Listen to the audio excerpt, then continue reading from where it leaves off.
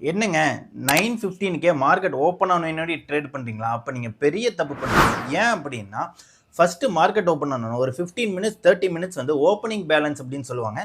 அந்த டயத்தில் உங்களால் மார்க்கெட்டோட டைரக்ஷனை கரெக்டாக ஐடென்டிஃபை பண்ணவே முடியாது. அந்த மாதிரி ட்ரேட் பண்ணுறவங்க எல்லாருமே கேம்பிளர்ஸ் அப்படின்னு சொல்லுவாங்க.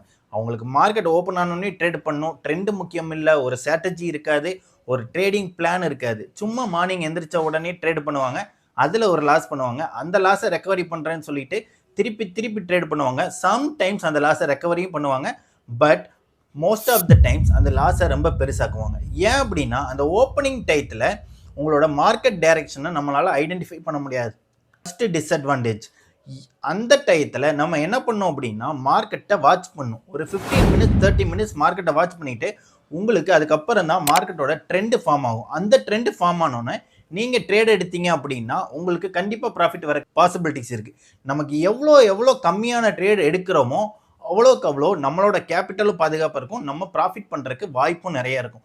நீங்கள் நிறைய ட்ரேட் எடுத்தீங்க அப்படின்னா ப்ரோக்கரேஜ் தான் போகுமே தவிர உங்களுக்கு எந்த ஒரு ப்ராஃபிட்டும் வராது. உங்களால் ப்ரோக்கரேஜ் கம்பெனிக்கும் கவர்மெண்ட்ஸுக்கும் தான் நல்ல ப்ராஃபிட் வரும். திங்க் பண்ணுங்க, ட்ரேட் பண்ணுங்க, வின் பண்ணுங்க. இந்த மாதிரி யூஸ்ஃபுல்லான இன்ஃபர்மேஷனுக்கு நம்ம வீராஃபின் யூடியூப் சேனலை சப்ஸ்கிரைப் பண்ணுங்க.